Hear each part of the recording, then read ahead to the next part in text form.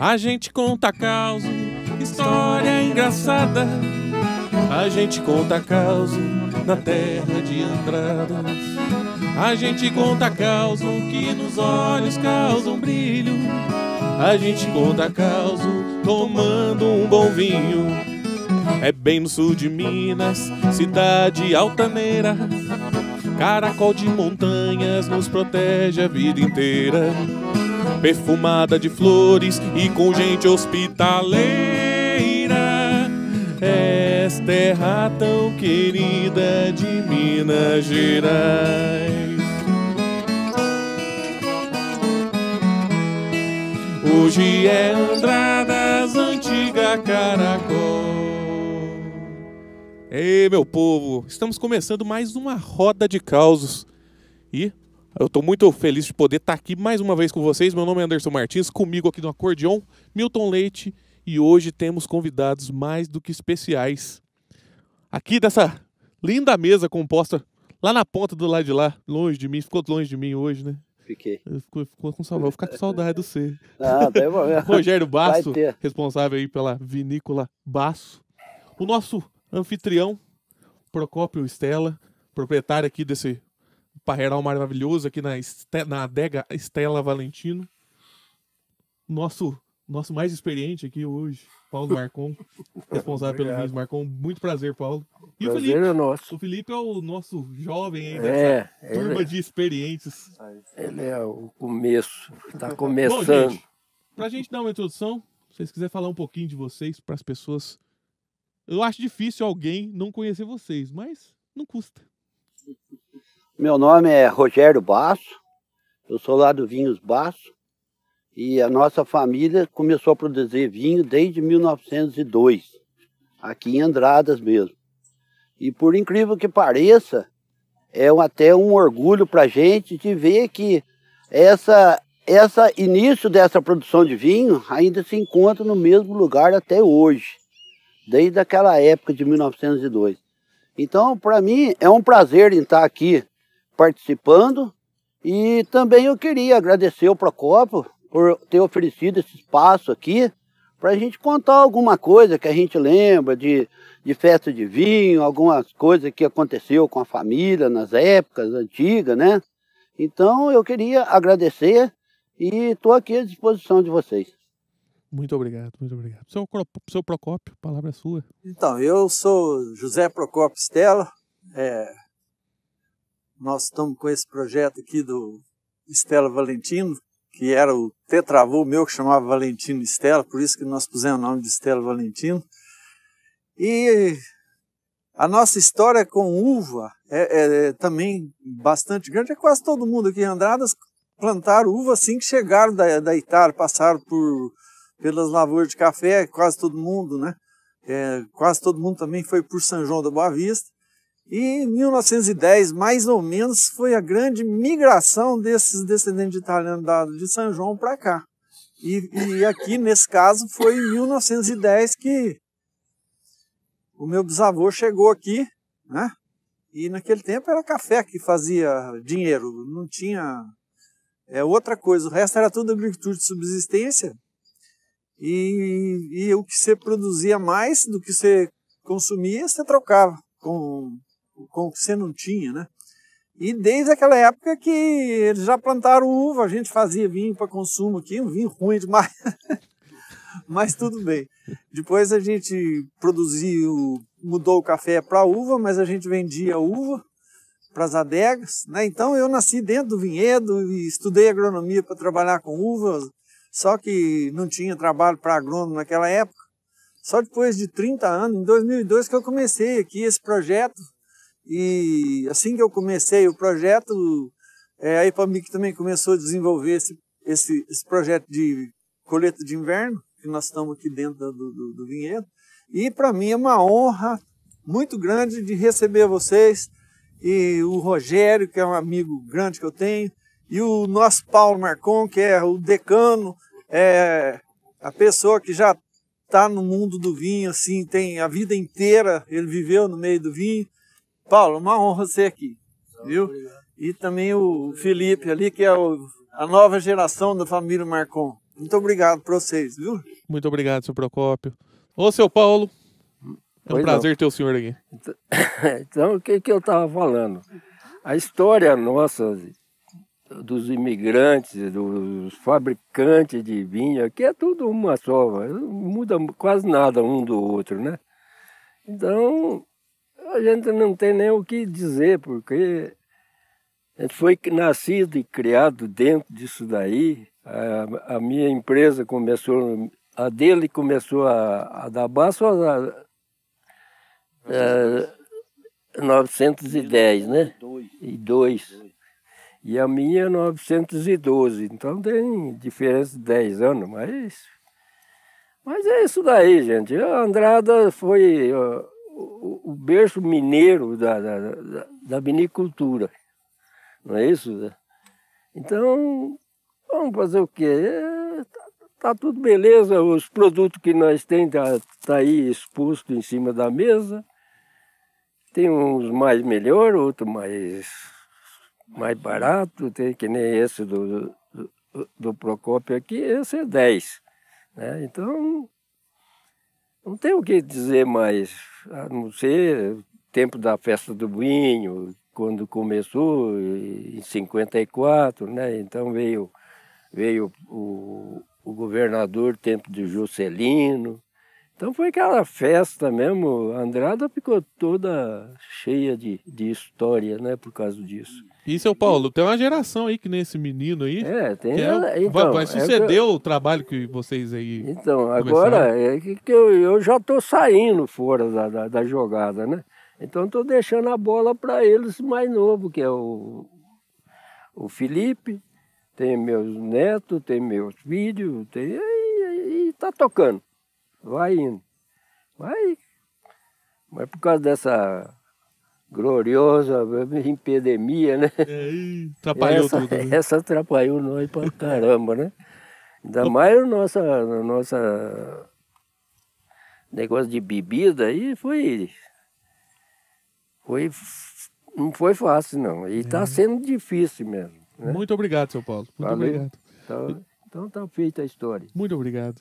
Felipe, quem que é você? Fala pra turma, quem é você aí? Sou Felipe, desde que eu entendo por gente, eu tô ali na adega. Novo, mas estamos ali desde pequeno. E estamos aprendendo no que dá. Seu Paulo, grande professor da...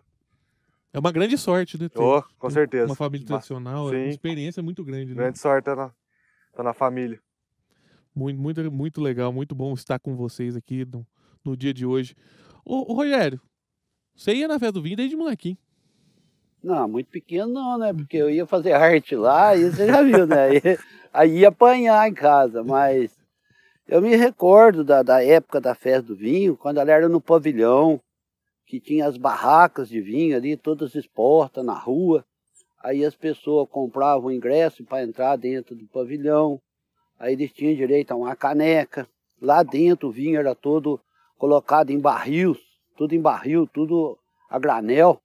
Aí as pessoas compravam o ingresso para assistir o show, que vinha muitos artistas. Andradas foi um centro ali de artistas famosos, de pessoas importantes, que eu não vou me lembrar falar de todos, mas vamos falar só um nome, Roberto Carlos, que chegou a dar show ali em Andradas, no pavilhão.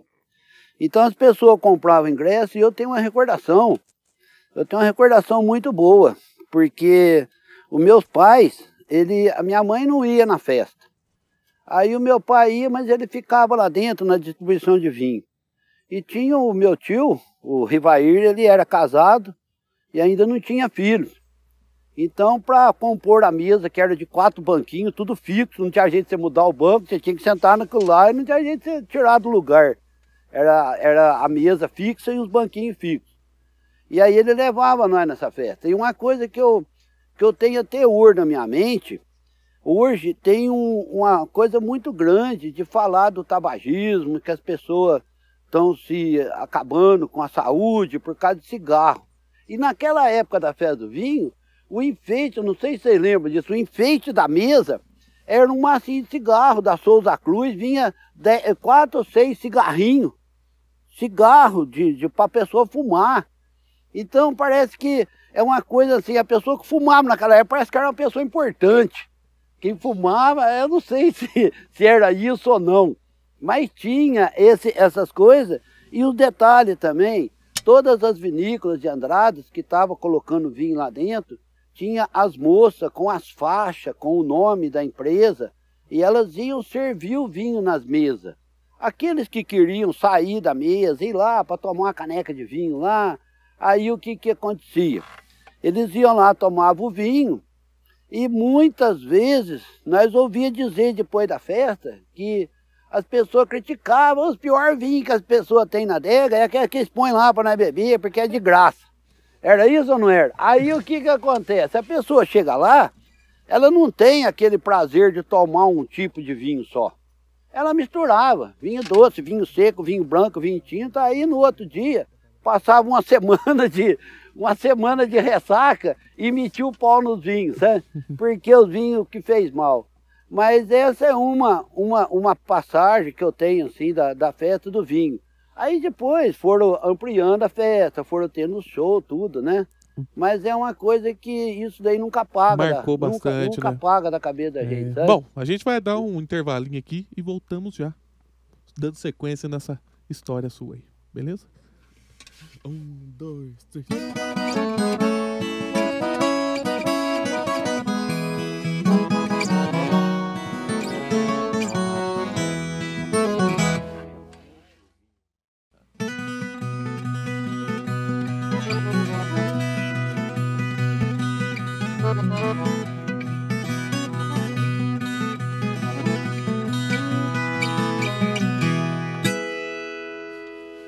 Estamos voltando aí com a Roda de Causos.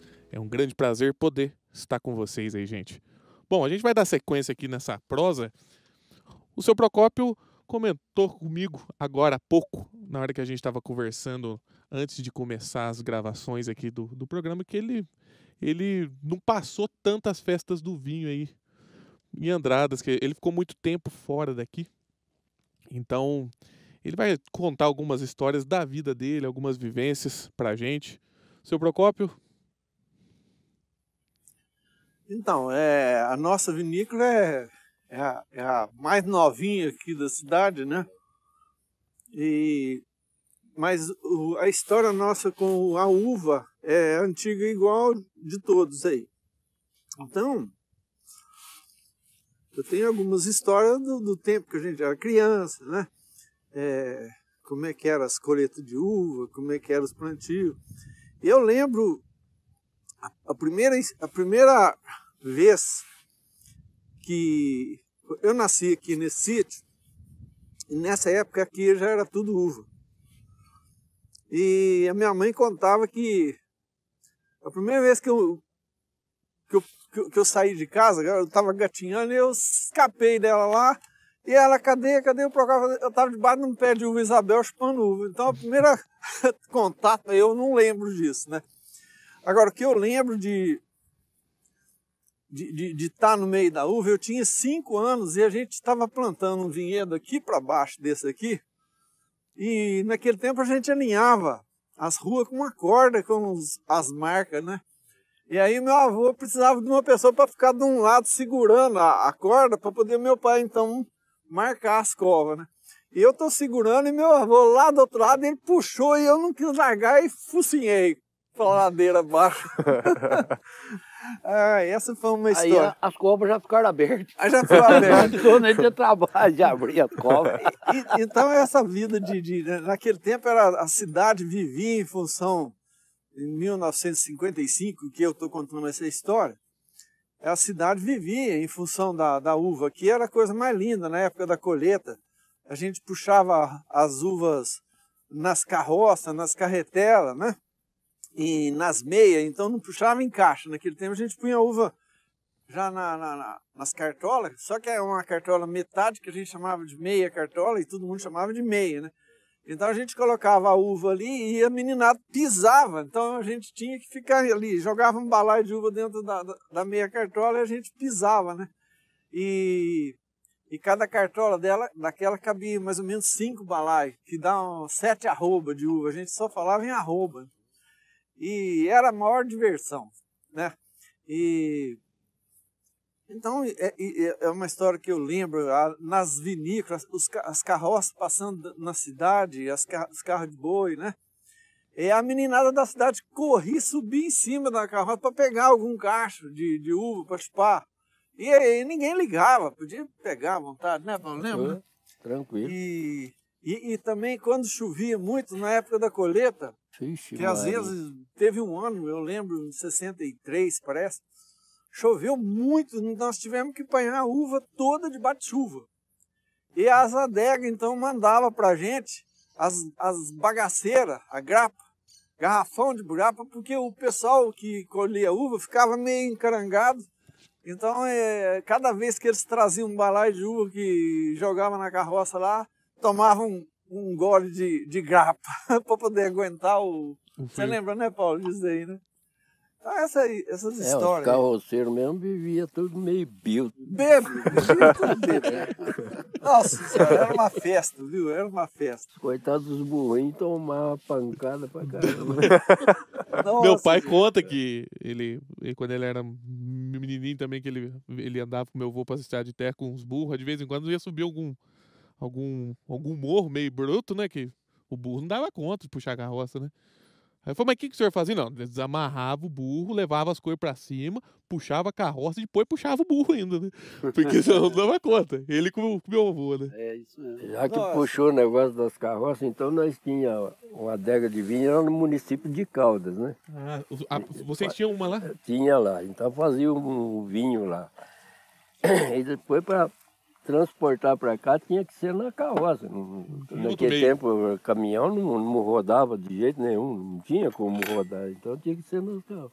Então arrumava, porque era 100 barril de 100 litros, que era o tamanho do tonel. Então tinha que desvaziar ele, barrilar tudo e pôr nas carroças e trazer. Então ia 10 carroças, era 10 carroceiros. E a estrada era medonha, dá medo. Né? Os coitados saíam daqui 4 horas da manhã, chegava aqui, era 6, 7 horas da manhã, da noite, que estavam chegando de boa. E encravando, emendando a carroça do outro, sabe, tirar a burro de uma carroça para ajudar a puxar a outra. E aquilo ali, os carroceiros cansados, coisados, eles pegavam um prego e tacavam no barril assim, furavam e punha a caneca ali, era uma caneca enchia de vinho e tomava. Chegava tudo bildo. A metade o barril. Vai beber vinho mesmo para arrebentar. Era brincadeira. Era Zé Faião, era... Paeta, Dercor. Dercor, aqueles povão tudo. Bressaninha, era tudo de carroceiro. Essas carroças, elas carregavam quantos barris cada uma? 10 barril. 10 barril cada uma. E quantos burros puxava isso? 6. 6 burros cada Era carroça. 10, 11 barril e com 6 burros. Mas tinha carroça pequena que era 5. Sim. Com um burro, só era... Ou 2, né? Então era 5. Tinha a tara do burro. E eu, Geraldo Marcão, nós tínhamos uma carretelinha, uma junta de boi. E nós ia também e trazia. Punha lá 6 barril em 2 boi. E as tropas com 6 burros, 10 barril. 10, 11. Eu e ele e os 2 boizinhos, nós chegávamos primeiro que os Os bichos mais Eu brutos, né? não parava de jeito nenhum, não tolava aquilo e ia rasgando. Eu nunca vi, rapaz, coisa medonha que eram os 2 boizinhos, dava até gosto de trabalhar mesmo.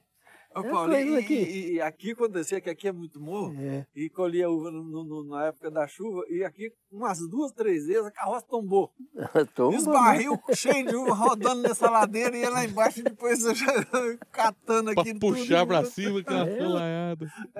Felipe, você deve ter ouvido muita história já da turma aí, porque o povo, a experiência não falta, né? Eu ouvi bastante. E o seu Paulo me confortava muitas vezes. Por quê? Teve um outro dia que a gente foi liberar um espaço de uma dorna que não estava mais utilizando, ali na adega. Nossa, que negócio trabalhoso de tirar e mexe dali, com empilhadeira ainda, ajeitando. Falei, nossa, que trem trabalhoso. Aí quando Deus falava assim, viu? Na minha época eu puxava na carroça, que ele falou, nos boi. E na estrada, aquelas estradas de Caldas lá, é uma estrada difícil de você andar de carro normal. Imagina com boi e com uma dor daquele tamanho lá ainda. As coisas têm melhorado bastante. E outra coisa que me confortou também, outro dia, bombeando um vinho pra um tacho lá. Falei, nossa, mas que demora que é, não sei o quê. Ele falou, filho, isso aí, antigamente, né, jogava na lata. Subia com a escada. Hoje em dia, se eu engatar uma mangueira com a outra, já joga, né? Dá uns minutinhos ali, esforço nenhum, só engatar ali. Ele jogava com as latas. Subia escada, joga com lata. Imagina só encher tudo aquilo lá. Modernidade vai chegando, né, gente? Vai chegando. Então, bom, gente, a gente volta já com o Roda de Causos e até logo menos.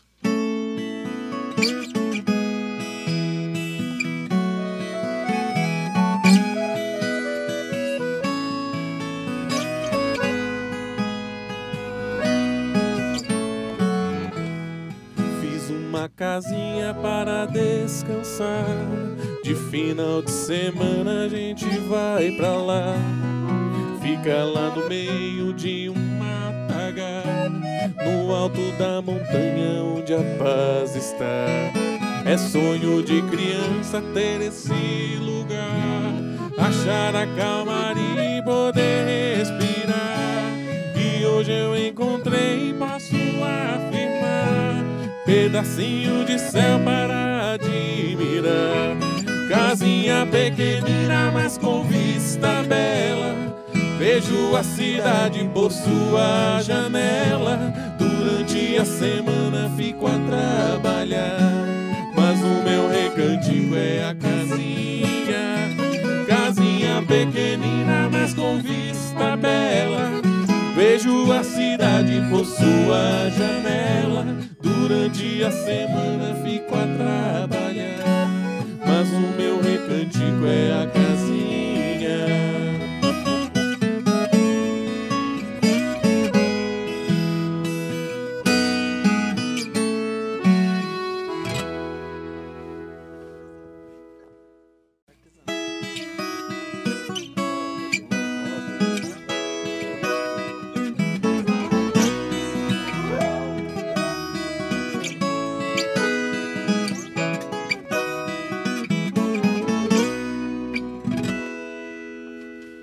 Bom, gente, estamos voltando aí com a nossa Roda de Causos.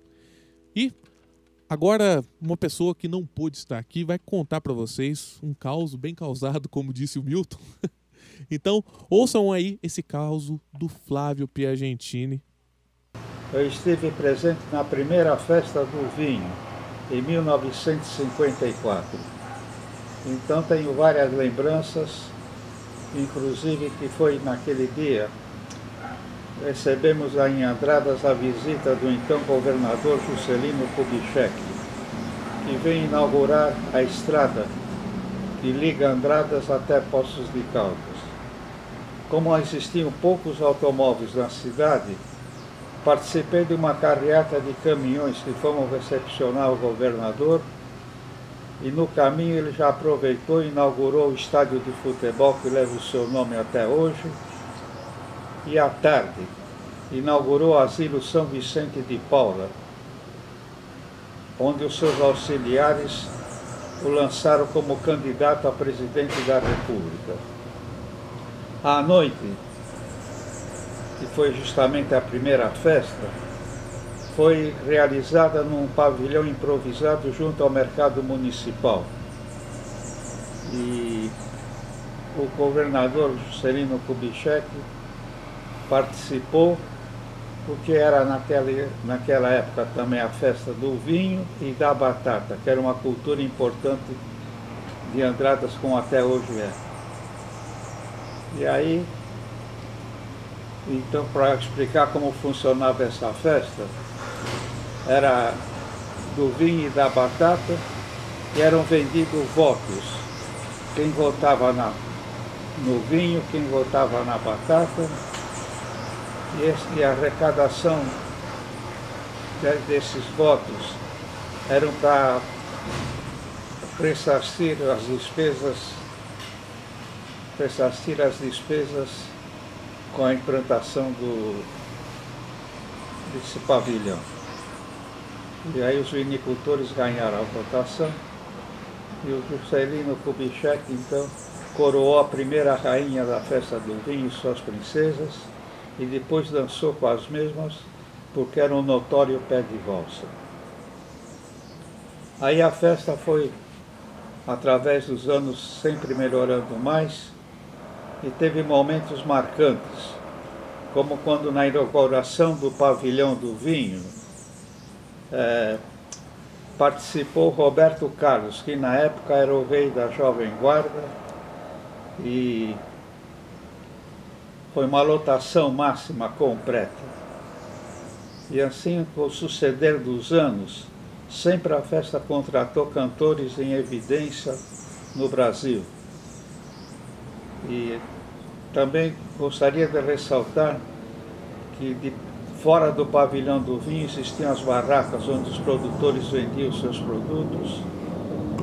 E a festa realizada sempre no mês de julho, que é o mês frio, convidativo a beber vinho.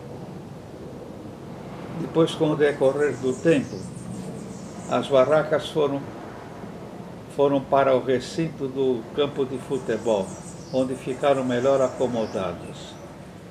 E aí para frente, a festa sempre foi se desenvolvendo, contratando grandes cantores, o que atraía muitos visitantes das cidades vizinhas e das capitais também.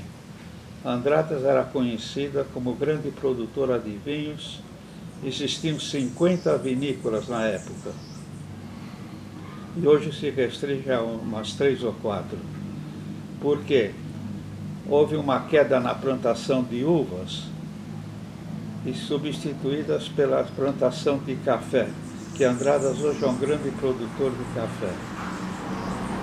E aí na altura, então, a Piagentini teve que comprar uma vinícola no Rio Grande do Sul para atender a demanda, que era muito grande e não existia mais a produção como era antigamente.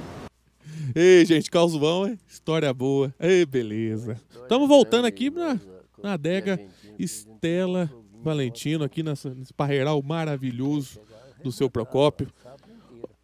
Vocês 4 aí, vou começar lá do Rogério de novo da ponta lá. O Rogério tá sistemático, você não tá gostando desse pão com sardinha aí não? Como é que tá? Bom tá, mas eu tô preocupado em acabar logo. Né? Então vai comer menos que demora mais pra acabar. Em acabar logo. Mas deixa eu falar uma coisa pra você. Vocês têm algum sonho? Tiveram algum sonho? Não, eu não tenho sonho não, eu tenho realidade. É mesmo? Sonho é besteira. Então conta a tua realidade pra nós. Eu vou contar uma realidade pra vocês, que o pessoal sempre ia lá na adega e comentava, aproveitando o gancho deles aqui, que os vinhos eram puxados tudo em barril. Naquela época não existia encanamento d'água. O povo ia entancar os barril nos rios. Eles colocam... É verdade, Paulo? Ou estou mentindo? Não. Tá vendo? Tem a prova aqui da experiência. Aí o pessoal pegava, levava os barril para poder encharcar a madeira, porque eles ficavam um tempo vazio e esses barril ressecavam, aí não podia pôr vinho. E eles levavam os vinhos nos rios para encharcar. E depois lavavam esses barril para poder pôr o vinho. E tinha uns engraçadinhos que vinham com as histórias, sabe? Que esses vinhos eram vendidos tudo para São Paulo. Sabe? Era tudo porque colocava nas carroças, levava até no trem, na cidade de Pinhal, que não tinha caminho, nada, era nas carroças, esses barril de vinho, meia cartola, né, que eles estavam falando. E ia para São Paulo, e tinha os compradores de São Paulo que vinham nas adegas depois que acabasse a safra, depois que o vinho já tinha acabado o processo de fermentação, tudo.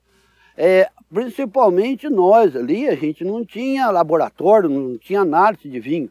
Eles pegavam as amostras de vinho de cada barril, cada tonel, com a numeração, a quantidade de litragem, e levavam para São Paulo. Depois eles voltavam e falavam, ó, esse me interessa, aquele não interessa e tal, e eles que davam preço. Não adiantava você falar assim, ó, eu quero vender por X. Eles que davam preço. Então tinha uns engraçadinhos que eles comentavam para o pessoal, né? Não na adega nossa, mas eles comentavam assim, popular, né? Nas que o ruas, cara, aí, pá, né, na popularidade eles falavam assim, lá de São Paulo, eu comprei um barril de vinho teu, veio com lambaria dentro. Aí o cara pegou, ligou pro dono que tinha vendido o vinho pra ele. Ele falou assim, mas no preço que você pagou o vinho, você queria que eu ia pôr uma traíra, rapaz? Tinha que ser lambaria mesmo. Entendeu? Então são coisas que não existiu isso. Mas que o povo comentava só para caçoar das adegas, entendeu? Agora, uma outra coisa também, que o pessoal aqui estava falando, né? Hoje a tecnologia, tudo vinho avançado, tudo vinhos finos, né? E nós ali hoje, nós ainda estamos com aquela plantação antiga da uva jaca. É um vinho inferior, é uma uva inferior, é um vinho de mesa, mas nós não temos assim, diante da situação, nós não temos, principalmente ali, meu caso, a gente não tem uma família com mais pessoas para fazer um investimento para entrar nessa parte. Então, o que eu estou dedicando? Eu estou dedicando mais nesses vinhos comuns, que é esses vinhos de uvas antigas, que é vinho simples, para poder também atender aquelas pessoas também que gostam daquele tipo de vinho, entendeu? Os vinhos com lambari, essas coisas, né? Não, mas agora vai com coisa, vai com tucunaré, agora é mais caprichado, entendeu? Não é lambari, não. Tá? Mas isso que as Se coisas... Se encharcar nos rios hoje, vender o vinho, o caboclo não liga pra você mais, né? Não liga, não, de jeito nenhum, não liga. Mas essas coisas é assim, eu sempre penso assim, o cliente... Ele fala assim, mas vocês são de 1902, vocês não evoluíram, vocês não cresceram, vocês não se adaptaram com o mundo de hoje. Aí eu respondo para o cliente assim, se todo mundo evoluir, ninguém vai ver o antigo. Se todo mundo crescer, ninguém vai ver o antigo. Se você tem teus vinhos finos aqui, você vai desmanchar tua adeguinha velha ali que teu avô fez, começou a fazer vinho, ninguém vai ver aquilo lá, entendeu? O berço, né? Então, é uma coisa assim... Tem gosto para tudo, tem aqueles que gostam de apreciar um vinho fino, um vinho de qualidade, uma coisa, e tem aqueles também que ficam contentes em tomar um vinho comum, um vinho simples também, agrada ele também e boa, entendeu? Então essas histórias de vinho vai muito do consumo, do poder aquisitivo da pessoa também, e ele ter condição de tomar um vinho fino. Às vezes ele quer até tomar, ele pode até gostar de um vinho fino, mas ele não tem as condições de tomar um vinho dele. Então ele vai procurar um vinho mais barato para ele poder tomar o vinho dele lá e levar a vida, né? Legal. Então já que a gente volta com mais histórias como essa para vocês aqui na nossa roda de causa.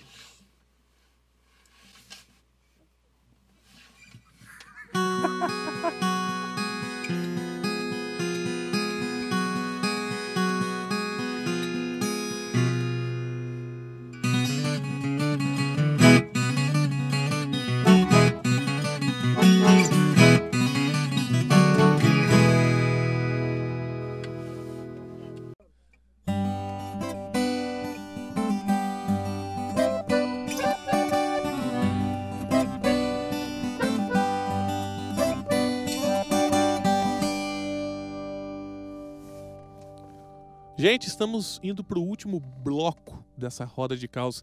E essa roda de caos está tão boa que a gente vai ter que fazer mais um programa com esse pessoal bonito aqui, que tem essas histórias incríveis para trazer para todos nós. Bom, vamos dar sequência para esses finalmente aqui. Nosso anfitrião, seu Procópio. O senhor tem alguma lembrança, alguma coisa que o senhor queria trazer para nós aqui? Eu sei que tem muita história, né? Que nem o Felipe estava falando, que eles estão nos anos 50 ainda. E eles estão resumindo os anos ainda, né? Eles estão resumindo para dar tempo de caber mais coisa aqui. Fazer uma retrospectiva aqui da cidade, né? Em termos de produção de vinho. Andradas, o primeiro vinhedo que foi instalado aqui, pela história diz que foi em 1883 com o Coronel Oliveira. E ali mais ou menos na Rochela, por ali, que era a fazenda dele, era um cara muito rico. E os italianos, quando eles vieram para o Brasil, eles vieram no fim do século XIX, mais ou menos 1890, 1888, eles ficaram em São João da Boa Vista, mais ou menos 20, 22 anos. Mas, eu não sei se vocês sabem dessa história, mas eles, italianos, gostam muito de vinho, gostam muito de caçar e gostam muito de música. Então, quando acabava a colheita de café, normalmente os barões do café davam uma semana de folga para eles. E essa semana de folga era julho, agosto, que são os meses de caça. Então eles saíam de São João da Boa Vista e vinham caçar aqui nos nossos campos, que os meses de caça são os meses que não tem R, não sei se vocês sabem, né? E eles vinham, mas eles vinham por trás, lá pro fundo do Pico do Gavião, chegava ali na Varginha, nas Três Barras, ficava acampado ali, a cavalo e tal, e voltava embora para São João, para a fazenda, principalmente da Dona Tita, ou então do Coronel José Procópio, que é onde que o meu avô ficou, por isso que eu levei o nome de Procópio. Mas teve uma vez que eles resolveram, depois de alguns anos, eles resolveram descer essa serra aqui e por... Sabe, ao invés de a gente ir por lá, vamos mudar descer a rota. aqui. Vamos mudar a rota. Pro outro lado da montanha, então. Eles desceram essa Serra do Caracol e aonde está a igreja matriz hoje tinha um senhor ali que tinha uma casa e também tinha alguns pés de uva. Aí, como eles já estavam com alguns anos lá e já tinham juntado um pouco de dinheiro, eles queriam ir ter a terra própria deles, queriam ter a propriedade deles. A hora que eles viram que aqui tinha uva e ficaram sabendo que o Coronel Oliveira tinha uva, eles falaram, não, é para lá que nós vamos. Então, a migração de São João para cá, para Andradas, o objetivo foi esse, porque aqui já tinha uva. Eles viram um potencial. Eles viram, eles falaram, não, vamos lá que a gente planta café, porque era só café que dava dinheiro, né? E nós vamos aproveitar e fazer o vinho para o gasto, que eles não falam vinho para o consumo, é vinho para o gasto, né? E então, essa foi a história que em 1910, em torno de 1910, vieram para cá 200 famílias de italianos. Foram 200 pelo levantamento, né? Então, isso é uma história. Aí se começou, então, o vinho, inicialmente com algumas adegas já profissionalizadas, já como negócio mesmo, como a Bass, como o Marcon e algumas outras aí.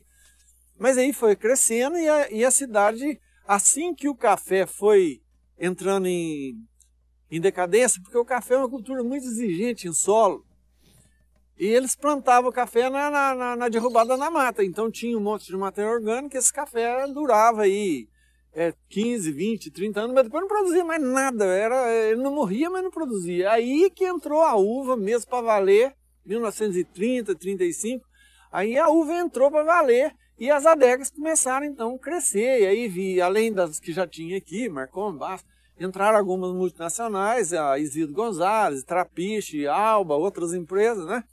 E isso atingiu um pico, tá. E essa história veio até no começo desse século com o vinho comum, né? Que tem ainda 70, 75, 80% do mercado de vinho no Brasil é de vinho comum, feito com uvas híbridas ou americano. Mas daí a gente começou a trabalhar uma nova viticultura, uma nova história do vinho de Andradas. E Andradas sempre foi considerada a capital do vinho de Minas Gerais. E nós não vamos deixar isso morrer, né? Então agora, o que acontece? Nós estamos com um novo tipo de produção de vinho, com os vinhos finos, através de dupla poda. E isso eu tenho certeza que tem algumas adegas que estão fazendo, outras ainda não, viu? Vocês dois, ainda não. E que vai dar continuidade. E o Paulo ficou preocupado com esse comentário teu, cara. Aí nós vamos dar uma continuidade para que o nome de Andradas continue sendo a referência de vinho para Minas Gerais, né?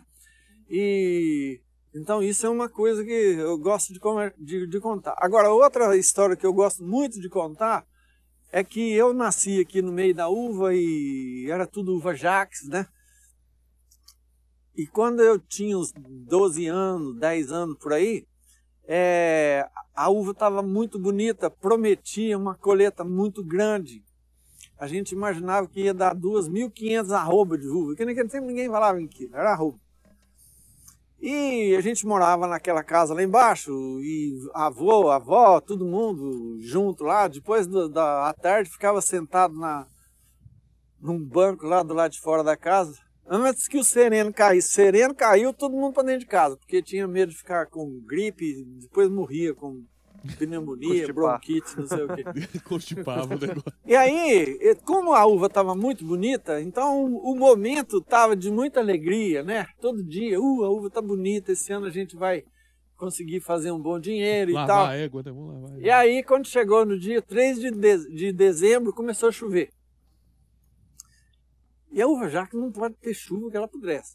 Aí começou a chover, mas aí aquele povo muito religioso, não, isso daí quer italiano, né? Quer daqui 2 dias, 3 dias, essa chuva vai embora. E nada, passa 2 dias, 3 dias. Aí aquela alegria começou já a ficar assim meia tensa, né? E quando foi daí uma semana, aí já começa aquelas coisas, a nona já começa a rezar terço para ver se a chuva vai embora. E começa a queimar palha benta no canto dos moirão para a chuva ir embora. Palha benta é no domingo de Ramos, a gente benze a palha. Então punha ali nos cantinhos ali, porque diz que se a chuva ir embora... Minha mãe joga sal na chuva, né? Aí dá uma melhorada, fala, viu? Mas nada. Verdade. Aí tinha uma da história que tinha que pôr 2 enxadas cruzadas no terreiro assim que a chuva ia embora. E resultado, não foi embora. Não foi embora e... Foi quantos dias mais ou menos de chuva? 40. Então foi bom. Nós fomos colher a uva dia 15 de dezembro de 2.500 arrobas que a gente ia conhecendo. A gente colheu 400. Então, imagina aquela alegria toda inicial, aí todo mundo ficou triste. E eu era menino e eu lembrava assim, eu lembro do meu avô, meu pai, tudo triste, né? E eu falei assim, mas não pode. Eu vou estudar para me aprender a controlar a podridão de uva. Só que eu não sabia nem que tinha que estudar agronomia. E fui estudar agronomia com o objetivo de aprender a controlar a podridão. Isso foi um motivador muito grande na vida do senhor, então. Esse acontecimento foi um motivador muito grande na vida do senhor. Foi. Então. Marcou de uma forma negativa. Só que eu fui estudar agronomia e tudo e não aprendi a controlar a podridão de uva. Não, por isso que nós estamos fazendo cultura de inverno, que agora não apodrece. Agora não tem o risco. agora não. Jeito. Mas é uma história assim que Legal. eu conto com muita, assim, com muita emoção e assim, com muita felicidade, que não aprendi a controlar a podridão, mas a gente mudou a hora de colher a uva. Não dá para brigar com o lá de cima, vamos jogar com ele, né? Aí tem muitas histórias, Paulo deve ter história demais para contar. Seu Procópio, mas hoje nós estamos chegando ao final, mas eu vou deixar, essa roda tá muito boa. Vocês topariam fazer mais um programa? Nós tudo como tá aqui. E a gente conversa mais um pouco? Ué, Vamos? Falou que é para conversar, eu tô aí. Então eu já vou deixar o meu agradecimento ao Rogério, seu Procópio, pela recepção aqui. Seu Paulo, obrigado. Muito obrigado. Felipe. Obrigado. Então, ó, gente, nós vamos fazer mais uma roda de caos com essa turma aqui, porque tem história, né? Tem história pra caramba. E roda de caos vai ficando por aqui. Até logo menos. Muito obrigado, gente.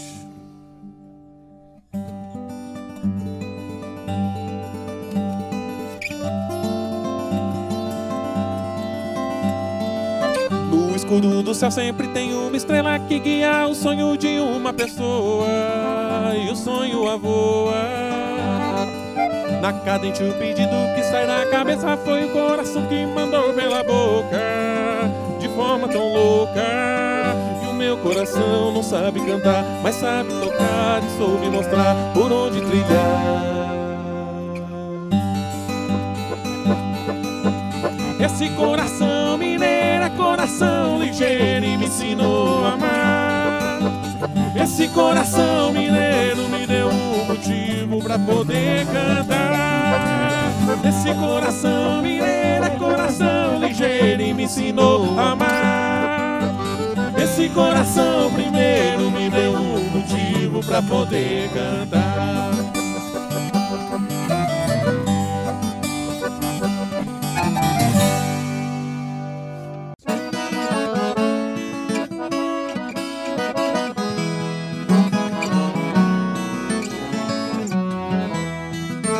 A gente conta caos, história engraçada. A gente conta caos na terra de Andradas. A gente conta caos que nos olhos causam brilho. A gente conta caos tomando um bom vinho. É bem no sul de Minas, cidade altaneira. Caracol de montanhas nos protege a vida inteira. Perfumada de flores e com gente hospitaleira. És terra tão querida de Minas Gerais.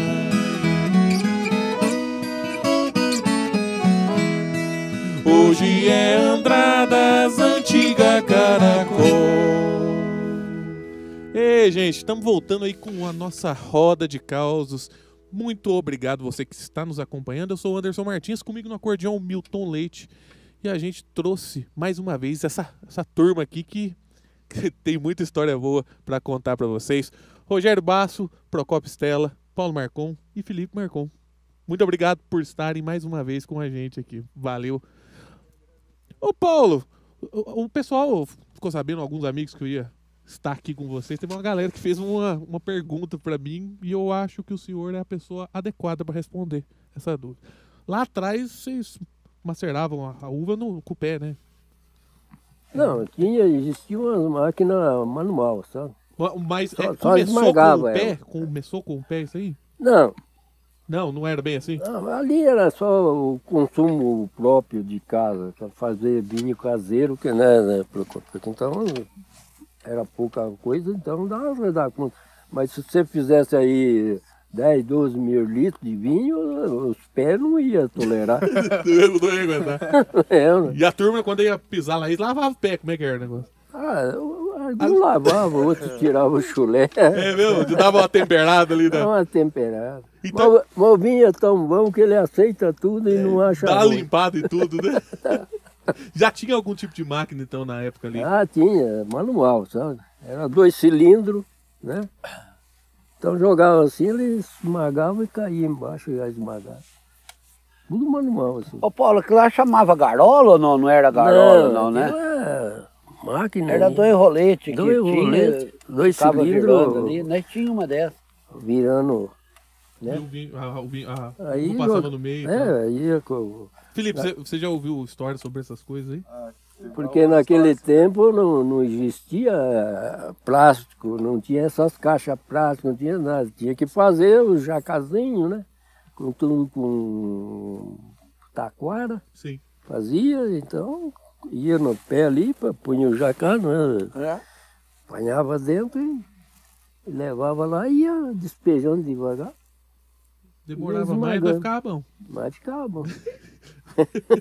Aí o engaço da uva, o talo, né? Ia tudo junto, não separava. Hoje as máquinas separam, fica só os grãos mesmo, né? Interessante. Então o talo, o talo naquela época, no esmagar ele quebra, e o talo tem um sabor ruim, amargo, né? Amargo. Então isso ia no meio do vinho também. Mas na lembrança do senhor lá atrás, o senhor preferia o vinho da máquina ou do carcanhar? Tanto fazia. O que viesse tomar. É o que eu falo, o vinho aceita tudo. O Rogério, eu tava vendo aqui no intervalo aqui, ele tava molhando pão ali no vinho. Você falou que a tradição de família fazer isso aí? Não é só da minha família, é os italianos antigos, né, Paulo? Pão os italianos, eles pegavam. E uma coisa interessante também, Paulo, que eles contavam, da minha família, eles contavam que os italianos, quando iam comprar uma propriedade, o Procópio, tinha que ter um riacho para eles fazer o fubá, tá? E tinha que ter uns pés de uva para eles tomar o vinho. E se pudesse ainda agregar coisa melhor, aí numa vaquinha para fazer um queijinho. Então era polenta, queijo e vinho. Porque, segundo o pessoal fala, esse povo da Itália vieram com muita dificuldade aqui para o Brasil. Eles estavam morrendo de fome. Morrendo de fome, é isso mesmo. Entendeu? E aí o que acontece? Eles tendo um moinho para fazer um fubá, eles faziam aquele angu, fome eles não iam passar na vida. Entendeu? Tanto é que nós temos o moinho até hoje lá, Paulo. Só que não tem água para tocar o moinho, porque infelizmente os rios foram se acabando e daqui uns anos vai ficar com menos água ainda, porque essas obras então, que estão vindo aí e os rios estão secando, as minas estão indo embora, entendeu? E eles tinham um moinho para fazer o fubá deles, fazia o fubá, fazia as polentas. Nas coisas de... eu capinei muita parreira na época de moço. Na época do café da tarde, era as polentas feitas, puxava a brasa do fogão de lenha, puxava a brasa em cima da taipa, da onde que coloca a coisa ali, a gradela. A gradela, aí puxa a brasa em cima de onde põe a lenha, aí pegava a gradela, colocava em cima ali, eram umas coisas de ferro com as chapinhas, colocava a polenta ali, aí ela assava a polenta e depois colocava no prato com leite e açúcar. Aí o nome dessa polenta era polenta brustulada. Brustulada. Que era a polenta assada e era o café da tarde, né, Paulo? Da talhanada.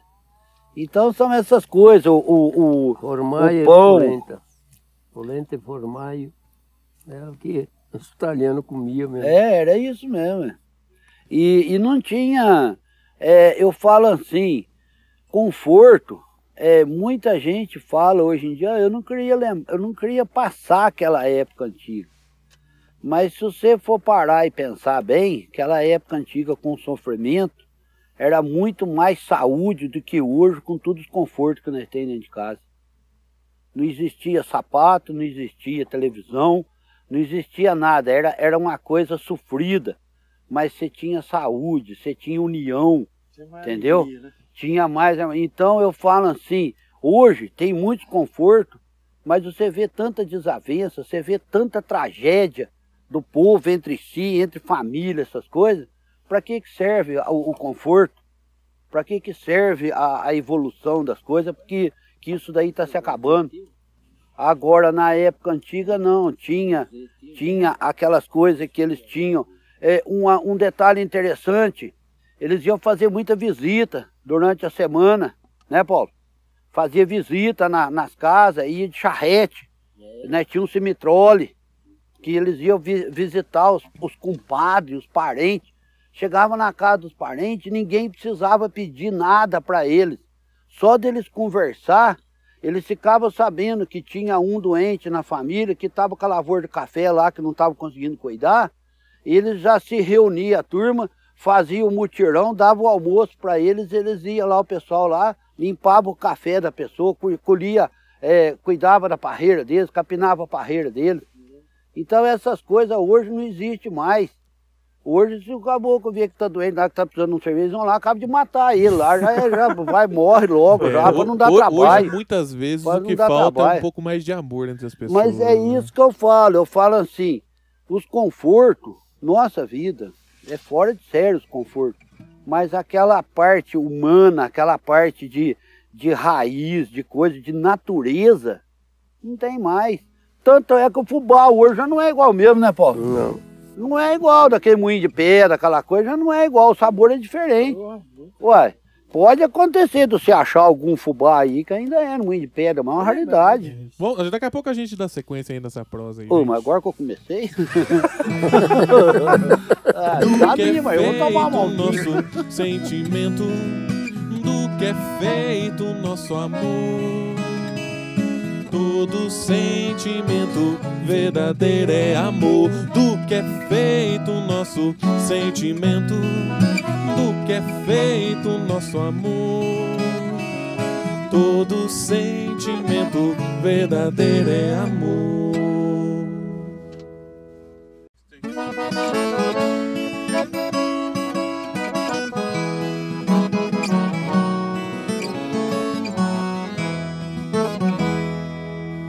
Estamos voltando com o Roda de Causos.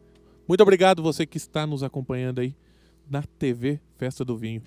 Você estava falando que o Neofubá de hoje não é legal? Como é que é o negócio aí? Não tinha parado nessa parte. Não é legal, não. Ele é legal sim, mas tem que achar ele da qualidade boa, entendeu? Então é o seguinte, Hoje, o fubá é muito raro você achar hoje um fubá feito em moinho de pedra. Moinho de pedra hoje até você vai achar, mas eles são com motores elétricos. O motor elétrico, ele não diminui a rotação da pedra. O fubá feito em moinho de pedra com água, com roda d'água, com rodízio de água nele, conforme cai um grão de milho a mais dentro das pedras, para transformar em fubá, ele diminui a rotação, para não deixar esse fubá sair queimado. A hora que ele aumenta a rotação, sozinho, ele tem um martelinho do lado da pedra, que no aumentar a rotação, esse martelinho vai bater mais, vai cair mais grão de milho. Então ele tem um controle desse milho que entra para sair um fubá de qualidade. Hoje não existe mais as águas, que eu tenho um moinho lá parado porque não tem água. Estou tentando transformar ele em moinho elétrico com a pedra. Mas não vai ser igual aquele que é de água, porque o elétrico ele mantém a rotação. O meu avô fala uma coisa, ele fala, as coisas de antigamente é melhor. As coisas de hoje não prestam. Nem o povo de hoje presta. Ele fala isso aí. Mas eu não questiono ele, né? Ele te ofendeu, então. Não, mas claro que ele me ofendeu. Pelo amor de Deus. Com classe ainda, né? Não tem nem como brigar com ele. Você já devia... não, elogiava. Ele falava que ele tá certo, porque você vai brigar com teu avô. Não, o senhor tá certo, o senhor tá certinho. lógico. Lasquei-me, né? Senhor Procópio, o senhor tava falando que o senhor parece ter uma ligação com o Marcon aí... Com os Marcons? Como é que é isso? Família tem. Então, as famílias italianas, quase todas, no fim, porque quando eles vieram... E tem uma história do Vinhos Marcon também, um negócio. Tem uma história, mas não é do Vinho Marcon, não. Eu não vou falar porque não é do Marcon. Ah, não. Mas eles tinham, assim, um bairrismo, só casava os descendentes de italiano com italiano. Eles não gostavam que misturasse. Então, por isso que ficou parente. Então, o meu lado do vinho aqui veio da minha avó, que era Marcon.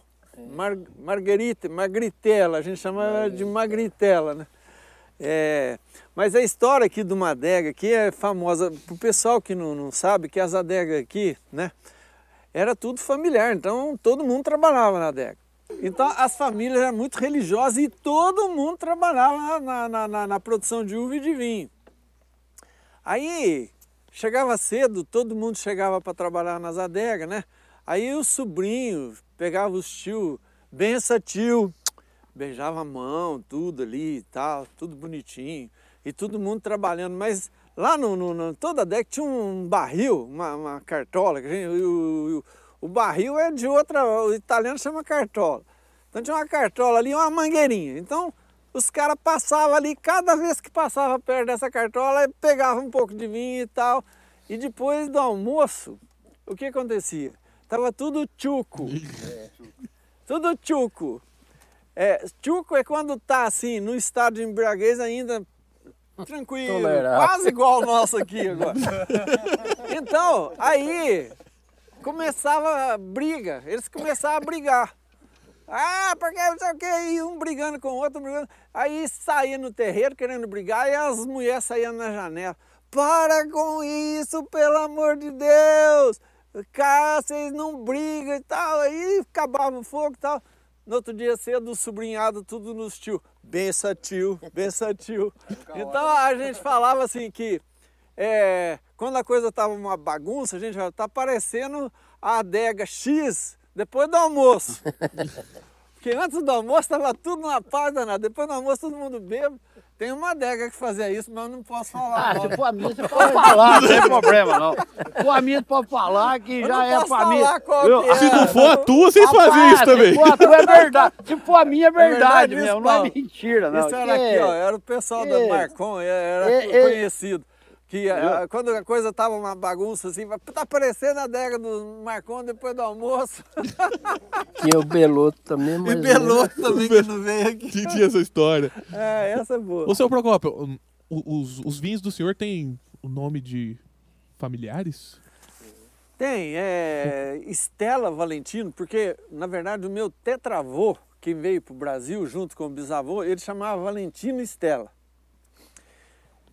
E a gente, quando começou o projeto aqui, não tinha o nome, e ficamos atrás desse nome, não achava o nome, não achava o nome. Quando já estava com... No começo eu fazia pouquinho vinho, a gente bebia aqui mesmo, vendia para os amigos aí, 200 garrafas e tudo. Mas em 2017, que foi a primeira safra que já fomos registramos tudo para colocar no mercado e não tinha nome. Aí eu fui procurar os documentos de imigração lá da família, eu vi lá Estela, Valentino. Que no... invertido. Não, porque lá no Vento eles sempre chamam o sobrenome primeiro. Né? Aí eu achei interessante e tal, falei com meu irmão e tudo, gostamos, aí nós fizemos o nome e já homenageamos ele, né? E cada vinho nosso a gente homenageia uma pessoa da família. Esse Syrah, por exemplo, é Modesto, porque é meu pai, e meu bisavô também chamava Modesto, e cada vinho a gente dá o nome de alguém da família. É um resgate, né? Ah, muito legal, muito legal. O seu Paulo tá concentrado ali, eu acho que... Ele chegou 7 horas, aqui não tinha ninguém. Eu acho que vocês viram ele ali. E tá preocupado que ele tem que trabalhar ainda, viu, gente? Tem que trabalhar, né, Paulo? Você vai... O Felipe tá feliz aqui hoje, porque ele escapou da labuta agora cedo ali, né? Ô Felipe, tem mais alguma passagem ali dentro da adega que você acha interessante? História que você ouviu aí uma coisa dos seus tios? Do seu avô? Tipo, uma coisa de antigamente que o seu Procópio falou, que hoje acaba passando até hoje. Às vezes eu vejo meu pai, ele olha pro lado da serra ali, vai na época da safra, vendo aquela chuva, e hoje em dia o tempo mudou, a chuva de pedra, né? Então, chuva de pedra é que acaba com a parreira. Então já é época que nasce mais cabelo branco no meu pai. Então fica preocupado com essa questão de chuva e tal, né? Esse clima é bem, que nem aconteceu com o seu Procópio, 40 dias chovendo, né? Sim. Nessa colheita de verão é meio traiçoeira aí na questão da chuva. Atualmente, logicamente que nós não estamos na época disso, mas atualmente 40 dias de chuva é difícil. Nossa Senhora. Não acontece dessa seca que a gente acaba seguindo pra lá e pra cá. Ô Rogério, nós atrapalhamos você ali, mas se você quiser contar alguma história pra nós... Eu tenho um punhado, tô lembrando uma aqui, ó, do Procópio falar que tinha uns barril que eles iam lá, colocavam borracha pra puxar o vinho, né? Aqueles barril de vinho, com as cartolas, né? E um da família nossa foi lá pra tirar o vinho na borracha, pra tomar um gole, pra depois os outros tomar, puxava na borracha mesmo. Aí os outros que estavam atrás, ele tava puxando o vinho lá, os outros falavam assim, oh, tá saindo, ele E ele tava engolindo o vinho, certo? Pra não falar que já tinha saído o vinho, que aí ele tomava pouco. Aí ele ficava meio engasgado ali, e tava tomando vinho, quer dizer, que aí o outro foi tomar depois, mas ele já tomou 2 doses pros outros tudo, entendeu? Então essas coisas é interessante. E tem uma também, mas eu vou ficar falando a coisa que os outros têm que falar mais aí, ué. Manda pau. O Paulo tem que falar mais. Eu sou quieto mesmo. Tô tímido. Gente, já que o Paulo vai falar mais, então, vamos dar uma encerrada aqui.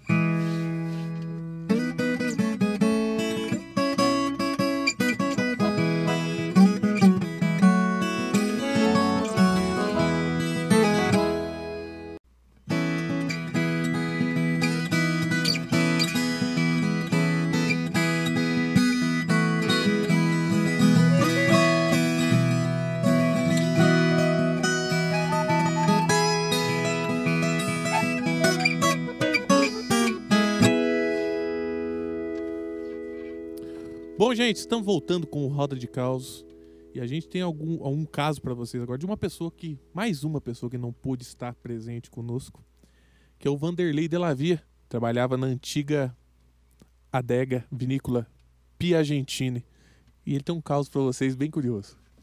Só vou lembrar de uma passagem da Festa do Vinho, que é uma que vem na minha memória, que eu não vou lembrar o ano, mas eu trabalhava na Piagentini como gerente de produção e nós resolvemos fazer o Baco, que é o deus do vinho, tá? Ele era um fanfarrão, tá? E ninguém sabia que ele fazia xixi, tá? Nós chamamos o Paulinho Melo fez uma réplica, tá? do deus do vinho, entre aspas, tá? E colocou lá ele fazendo xixi. Todo mundo passava e falava assim, Isso é uma pornografia. Isso é coisa que não se pode pôr, tá? Depois todo mundo, alguém leu, alguém falou que era Deus, que era o Deus do vinho, esse Baco. Aí todo mundo entendeu. Mas nos primeiros dias, nossa, tanto de crítica que era pornografia. Mas são coisas de relembrar, que a festa do vinho só tem coisa boa. É, gente, história tem de tudo quanto é jeito, né? Se a gente for pesquisar bastante aqui, a gente tem mais ou menos um dicionário bom. O Rogério já tá até meio nervoso lá, porque ele tá falando mais que os outros e ele tá preocupado com o resto da turma. Então, Rogério, agora eu vou passar a voz pra turma um pouquinho mais experiente aqui. Vamos dar mais uma pruseada com o Paulo aqui, apesar que o Paulo, ele tá preocupado mesmo, que ele tem que pôr o Felipe pra trabalhar daqui a pouco. Mas, ô Paulo, na época que vocês iam caçar lá, vocês levavam vinho? Como é que é o negócio aí? Ah, levava, né? Vocês viajavam como pra lá? Tudo de carro mesmo. Já ia, isso aí já é mais recente. Não, levava a traia inteira. Você sabe o que é a traia? É tudo que é necessário, né? Até o barraco Os cachorros, né? para ficar lá no meio do campo, armar e fazer. Você já chegou a participar de alguma coisa desse tipo? Cozinha, Não. levava preparo para cozinha, tudo. Então nós ia acampava Vocês mesmo em quantos? no campo. Vocês iam em mesmo. quantos lá? É? Vocês iam em quantos? Nós íamos em 7, 8, até 10 nós chegava aí. É uma turma boa. Uma boa, ia 3, 4 carros, né? Vocês ficavam bastante tempo lá? E levava os cachorros também. Ia junto. Perdigueiro. Ficava bastante tempo lá, Paulo? É, 8, 15 dias. De 8 até 15 dias, né, ficava. Era divertido demais. E quem que tomava conta das coisas aqui? Ah, bom, aqui eu tinha os filhos lá, né? Não é que eles foram ficando mais graúdos, Porque- então você começou a andar pro mundo aí, então. Porque aí a firma aí não é só minha, não. É minha, da avó dele e mais a da avó do Guerino, né? Da mãe do Guerino, que é a Armida. Que era eu, o sócio era eu, o vô dele e o João Marcão. Entendi. Seu Paulo, o que o senhor lembra aí lá de quando vocês começaram a fundar mesmo a vinícola Marcon? O que o senhor lembra? O que o senhor viu? Quem eram as pessoas Não, que estavam na frente? Tem um monte de coisa, história, né? Eu sei que quando a empresa era tudo aqui antes de nós ir para a cidade, porque eu tenho lá na cidade e tem aqui na roça, né? Então aqui na roça morava tudo junto, numa casa só. Tinha a avó, que era a nona, né, que nós tratávamos, a avó, e quatro filhos homens. As mulheres já tinham casado e saído fora. Então ficou os quatro irmãos casados dentro de uma casa só, morando em 27 pessoas, entre criança, mulher, coisa, dentro de uma casa só. Para que isso? Para poder economizar, não ter despesa, né? Então, ali começou, aí parecia comprador de vinho lá de São Paulo. E esse Piagentini, que hoje foi muito famoso, ele comprou o vinho da empresa nossa lá no começo. Ele chegava e comprava a safra inteirinha. E depois ia levando para São Paulo. Então ele foi 25 anos ele comprou essa safra nossa. Depois um dos sócios nossos, dos irmãos, quis sair fora, fazer sociedade com a Piagentina. Então ficou Piagentina e Marcão, que é ali perto do hospital ali. Acho Né? que Foi muito tempo ali, né? Ali foi muito tempo. Então eles se separaram e ficou os outros 3 irmãos. A produção, então, dos vinhos Marcon começou com sua nona, seu nono, é isso? Eles que começaram. Desde o avô. E os pais deles já produziam também? Né? Então é uma história longa pra caramba. Entendi. Mas era muito mais fácil naquela época, porque hoje o mercado exige muita, né, aparência. não é qualidade, mas que o mercado de hoje é a visão. É ou não é? Não é isso, Rogério? Aí bebe rótulo. Muitos lugares bebe rótulo. Eu queria falar isso, mas... Não, mas ué. Tá certo. Não é todos não, mas muita gente bebe rótulo. Você vê uma coisa... Quando você vê uma coisa tudo rústica, você já fica meio... Não só o mercado, nós todos somos assim, né? E por ali foi evoluindo, foi devagar. Depois aí faleceu, que era o João Marcão e eu, e o avô dele, é o Anmur velho. Nós três que tocávamos. E eu era o motorista que levava para São Paulo. Eu fazia as entregas, tudo era eu. Ia com o caminhãozinho fazer entrega até São Lourenço, tudo terra, tudo... Não, era difícil. Puxado. Era puxado, com aqueles caminhãozinhos 51, né? Mas era bom. Tá aí as lembranças. Se fosse para começar tudo de novo, e eu também começar novo teria sido também, bem parecido, né? Eu ia fazer tudo de novo, não ia? Gostei de ver. Isso legal. É maravilhoso. Beleza, já que a gente volta então, gente, já que a gente Valeu. volta com mais umas histórias para vocês.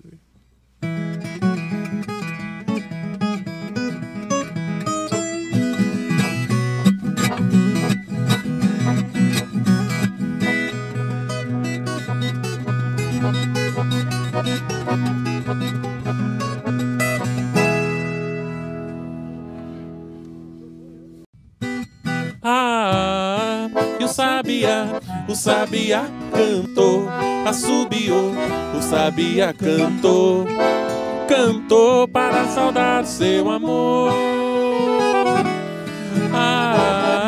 E o sabiá cantou, assobiou, o sabiá cantou, cantou para a saudade seu amor. O sabiá cantou, cantou e assobiando ele saudou o seu amor. Bom, gente, estamos indo para o último bloco dessa roda de caos, mas não precisa ficar desanimado não, que vem mais por aí. Já vou deixar meus agradecimentos ao Rogério, ao seu Procópio, ao seu Paulo, Felipe, por estarem aqui mais uma vez com a gente. O Rogério falou que tem mais umas coisinhas para contar para nós aí, um negócio que coisa pequena, eu tenho sim. Pequeno? Tipo do tamanho do lambari, assim? Não, não é não, essa é maiorzinha. Essa daí chama A Morte da Mula. A Morte da Mula? A Morte da Mula. Porque segundo nós já comentamos várias vezes aqui, as uvas eram colhidas tudo nas meia cartola, igual já foi avisado, que socava tudo, e colocava nas carroças para levar na adega, para depois fazer as moagens. Nessa época que aconteceu essa morte da mula, já tinha as máquinas desengaçadeiras que já separavam os cachos do grão de uva. Aí aconteceu o seguinte, as carroças, para poder aproveitar mais o peso, colocavam a outra, tinha a mula do varal que puxava a carroça, e tinha uma outra do lado que era balancinho, o balancinho para ajudar a puxar mais peso. E numa ocasião dessa daí, o meu tio estava subindo uma rampinha antes de chegar na adega, já estava longe da adega, estava saindo no meio do parreiral. E estava com a carroça cheinha das meia cartolas de uva, e desceu um enxame de abelha em cima das mulas. E a hora que o enxame de abelha desceu nas mulas, elas logicamente assustaram e caíram dentro de um valo. E aquela que estava no balancinho, ela só tem as correntes para ajudar a puxar. A outra fica presa dentro do varal da carroça, com arriamento nela. Então o meu tio, dentro daquele alvoroço das abelhas picando as mulas, ele conseguiu tirar uma. Conseguiu tirar essa que estava do lado, que estava sem o arriamento, e a outra ficou presa no varal, e ele com as abelhas picando ele, nesse lugar que eles caíram tinha uma certa umidade de água, ele foi lá, pegou barro, se jogou pro corpo, tudo para tentar salvar a mula. E ele conseguiu tirar ela, mas a picada foi muitas picadas que teve, e ela teve uma intoxicação. Depois de 3 dias, infelizmente, ela faleceu. Perdeu a mula, perdeu as uvas, tudo que caiu dentro do buraco. Então essa é a morte da mula, sabe? Foi uma coisa triste que era muito difícil de acontecer isso. Mas já ouvi casos falar que até pessoas mesmo numa estrada que está andando lá, desce o enxame de abelha, às vezes mata até um ser humano. E essa mula, na época da safra de uva, que estava colhendo uva, ela foi morta por essas picadas de abelha. Agora, uma outra coisa rapidinha. Picou a mula então, né? A morte da mula, que ela morreu picada de abelha. Agora, uma outra coisa rapidinha, só para encerrar, porque eu não quero tomar o tempo de vocês não, sabe? É o seguinte, lá na adega vai muita visita, sabe? E eu tinha um tio meu, que já vai fazer 7 anos que faleceu, o pedido dele era Bé. E ele contava muita história para as pessoas que iam lá visitar, ele era bom de conversa, agradável, sabe? Ele não usava sapato, era atração do turista. Você chegar no mundo de hoje, nessas décadas de 10, 15 anos atrás, aí a pessoa não usar sapato, né? É uma coisa Mas lavava diferente. o pé e cortava as unhas. De vez em quando, sabe? Mas às vezes não entendi. dava. De vez em quando ele Entendi cortava. a atração, entendi. Não, mas a atração era a unha comprida, porque se ele andasse com esmaltada, com as coisas com base na ilha, ele já não ia ter graça, entendeu? E ele não usava sapato, mas ele andava no meio de parreiral, esses espinhos carneiros, ele pisava, macetava todos os espinhos carneiros, sabe? A sola do pé dele era violenta. Então ele falava para as visitas assim, sabe? Um copo de vinho vale para um bifinho de 50 gramas. Aí eu pegava e falava para ele, seu Bé, você está copiando isso aí de propaganda de televisão. Porque já tinha saído uma propaganda já de televisão que um produto lá valia um bifinho de 50 gramas, certo? Aí ele falou, que nada, isso daqui é a realidade. Um copo de vinho vale para um bifinho de 50 gramas, né? Chegava de tarde, depois que todo mundo foi embora, e ele lá por dentro do balcão, lá eu chegava nele, eu falava para ele assim, ô Bé, quantos quilos de carne você comeu hoje? Comeu carne? Eu nem tive tempo de almoçar, fiquei o dia inteiro atendendo visita aqui. Eu falei assim, ó, você deve ter comido no mínimo 2 quilos de carne. Que? Não comi nada. Eu falei assim, Bé, que é isso? Transforma os copinhos de vinho teu em bifinho de 50 gramas, vai dar mais de 2 litros de vinho. Aí ele ficava uma fera comigo, sabe? Mas é essas coisinhas só que eu tenho para contar, Legal. sabe? Viu? Seu Procópio, nós estamos indo para os finalmente aqui. Muito obrigado, viu? Pela recepção aqui na sua adega, aqui no meio desse parreiral lindo aqui. Se o senhor quiser deixar algum acontecimento, alguma mensagem para as pessoas, falar alguma coisa também, a hora é agora. Olha, eu fico muito feliz desse momento aqui e eu quero deixar aqui uma mensagem que é o seguinte: Andradas tem 130 anos que produzindo, né? E é a capital do vinho de Minas. E agora nós estamos começando um novo tipo de produção, que é essa cultura de inverno. Então eu acho que nós temos um passado e nós já estamos com o futuro aqui, né? Porque, como nós conversamos aqui, existe um mercado para o vinho comum, 70%, 80%. Mas agora nós temos uma outra produção de vinho, que são vinhos para atender uma um novo consumidor, né? Então, nós temos um passado e nós estamos nascendo já com uma nova viticultura do futuro. Então, a mensagem final é essa. Pouquíssimas cidades no Brasil que tem essa felicidade de ter uma história rica, né? O Paulo aqui é o exemplo disso daqui. Eu fico muito feliz com todos aqui, mas um abraço especial para o Paulo, porque é o maior representante da nossa ancestralidade. A história hoje é uma, mas o que eles sofreram para colocar Andradas no nome que a gente tem foi muita coisa, né?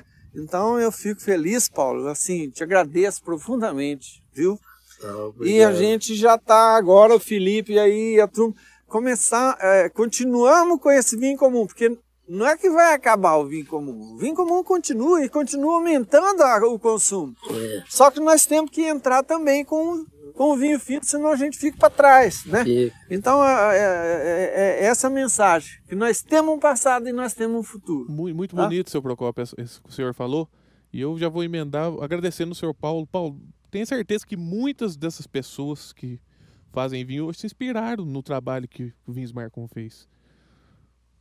O Vinhos Basco é muito antigo também. Vocês são fonte de inspiração para todo mundo. Não tem como. De certa maneira, todo mundo olhou, se espelhou, né? Então, que nem o Procópio aqui, é um exemplo dos vinhos, como é que fala assim, artesanal, né? Mais ou menos isso daí. Porque esse vinho que eu tomei dele pode ter igual, mas melhor não tem. Aqui na região nossa e nem do sul. Dentro do Brasil, ele pode disputar com qualquer vinho. No meu paladar, no meu conhecimento de vinho. Porque tudo que é necessário num vinho, o vinho dele tem. Então a gente tem que dar os parabéns para ele, continuar fazendo assim para divulgar a qualidade dos vinhos. É isso, seu Procópio. O senhor pode não ter controlado a podridão das uvas, mas deu resultado. Deu resultado, é lógico. Muito obrigado. Eu acho que a gente fica feliz e você falando isso me deixa muito mais orgulhoso. Você merece. Aí, ô Felipe, a responsabilidade do resto daqui pra frente Você viu só? vai ser tu e do resto da família ali, né? Então, eu finalmente aí, né? Vamos continuar trabalhando assim. Meu primeiro emprego, meu primeiro bico. Você falou, né? Que dia que foi esse negócio do bagaço? Você falou O meu primeiro emprego era nas férias da escolar.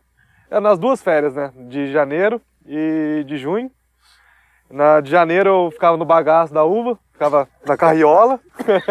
Bagaço sobrava pra mim lá, né? Tirar o bagaço. Levava o bagaço na carriola, na safra. E a Alvajac dá nossa senhora, uma carga que fala um negócio pra você. era viagem, viu? E nas férias também de junho, de julho, quer dizer, era a festa do vinho, né? Por mais que às vezes não ficava na festa por ser pequeno, mas desde quando eu entendo por gente, tava ali, decorando, ajudando minha mãe a decorar, o pessoal a decorar, abastecendo a barraca ali. Tava ali em volta, acabava ajudando, levando caixa, ficando depois. E eu notei muito essa diferença, né, o Procópio falou, nessa questão da evolução ali. Nem o tradicionalzão, o foi de figo, né? O foi de figo. Eu lembro do Márcio Marcon, toda vez que nós encontramos com ele, ele fala, rapaz, foi de figo esse ano, ó. Toda vez tem a mesma conversa. Sim. Faz 20 anos que eu ouço ele falar. Sempre tá bom, né? Sempre tá bom. Mas eu já notei essa diferença. Desde sempre eu tô ali na barraca. Eu notei essa diferença, ainda mais nesse novo método que fez, um método bem legal. E o pessoal optando mais por esse vinho mais elaborado. Sim. Bacana demais. Muito legal. E agradeço pela... Muito obrigado, Felipe. Muito obrigado, Rogério, seu Procópio, Paulo. Mais uma vez eu deixo os meus agradecimentos aqui. Meu Anderson Martins, o Milton, pessoal que faz parte aí da produção. O Roda de Causa está chegando ao final aqui, gente. Mas logo tem mais. Fiquem atentos que vem mais programa por aí. A gente vai chegando ao final dessa roda muito legal com essas pessoas que são grandes figuras da nossa cidade e tem uma importância espetacular. Muito obrigado, gente. Valeu!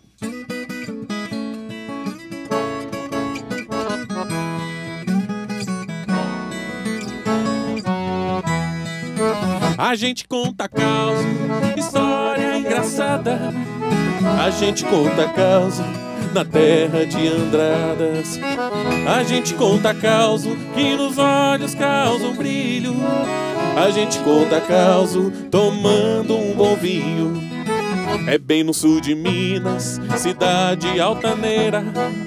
Caracol de montanhas nos protege a vida inteira. Perfumada de flores e com gente hospitaleira. Esta terra tão bonita de Minas Gerais.